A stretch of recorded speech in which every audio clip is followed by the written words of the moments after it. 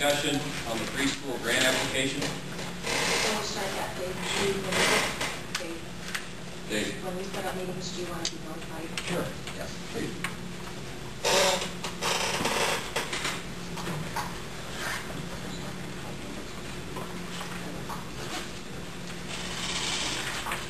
Preschool grant application is not complete, but we need your approval, and we'll take each board president's signature. We're applying as an HVAC district. That's the way we applied last year. We'll apply that way again this year.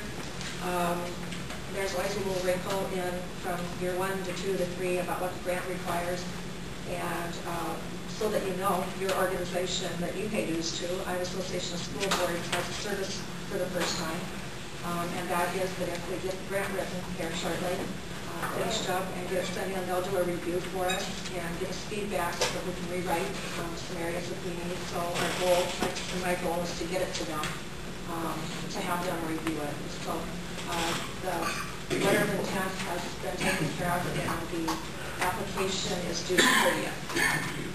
It is 6/10 FTE weighting, so it's 6/10 of $5,700 the pupil cost, and that will be times the number of students that we would have in the program. So, It doesn't matter their age, 4 or 5? Just 4-year-olds. Voluntary preschool funds 4-year-olds. The 5-year-olds that are in our preschool programs are already funded. We get 1 FTE for them already.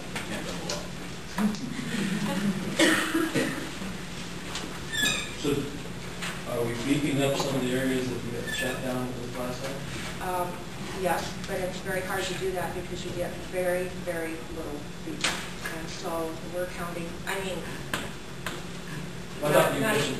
2 seconds. I thought last time we had some collaborations in the area that stuff. And we actually met earlier this fall with a couple of groups of people who have been funded and have some good advice for us about things that we needed to do related to the grant. So we'll give it the best effort we can, and I wish I could predict success, but I'm not sure what will happen. But we'll turn it in.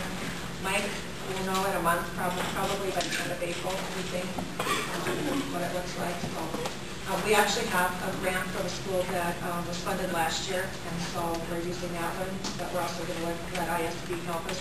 ISB's issue with this, so that you know, is that they have sort of focused areas, like last year it's going to be schools that really had show need and high rates of poverty, and about 40% of the schools that were funded had no need, could not prove need, and do not have high rates of poverty. So we're a little perplexed about what's going on, and a lot of schools are very, very temperamental about this issue and about how the group has changed. You know, it's kind of like a community target. So I think ISB is stepping up to say we're going to put schools through this process of they'll submit their grant, because we can then say we know that grant's ready to go. I talked to Mike earlier this week about the collaboration and stuff in the community, so. I think you should understand too that I went to Newell to an ICN session. They will not let you ask questions. We cannot call anyone at the Department of Ed because they won't answer our questions. We can email questions in, but she's going to be gone for 2 weeks. So we're, we do what we can without much guidance in that, because they won't answer your questions. They just tell us, don't call. And during the ICN sessions, they just said, don't ask me questions because I won't answer.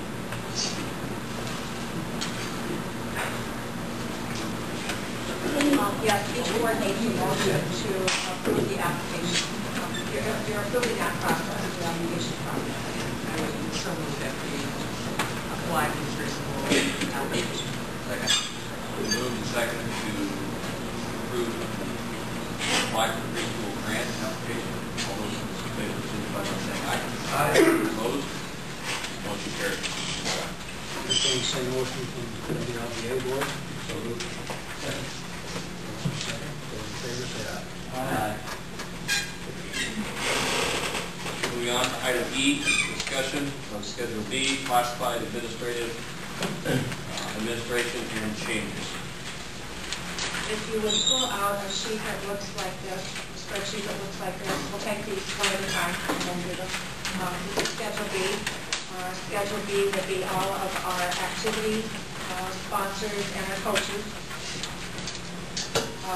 The X's represent positions that we currently have filled. And under the 2008-9 line, and then in the 2009-10, it's recommendation. And I have for you,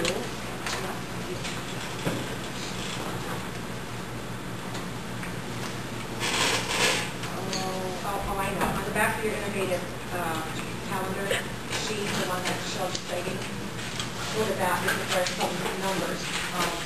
I passed something out to you that was it has that $15,000 savings on it. That one. On the back of it is a spreadsheet of information that looks like that. Okay. Will that just come out recently? Yep.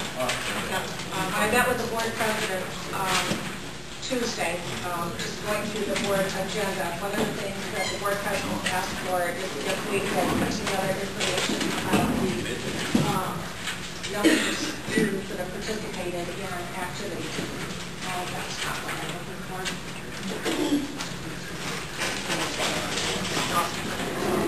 You don't have it. You don't have it. I'm sorry.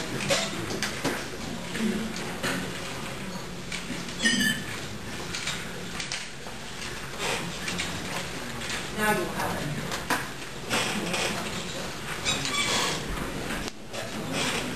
Sorry.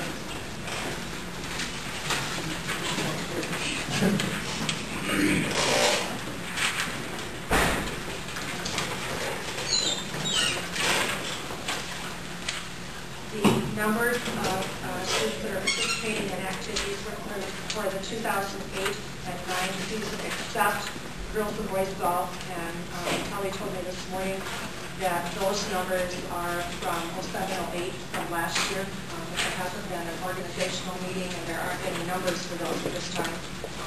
So I'll just read through these quickly for the benefit of our audience.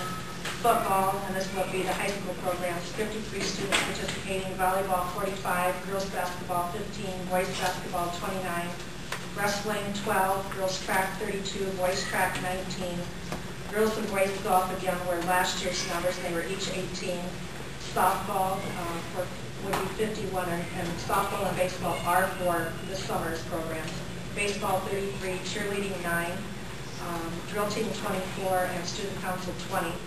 Middle school activities, football 37 students, volleyball 43, girls basketball 30, boys 28, junior high wrestling 5, girls track 37, and boys track 38.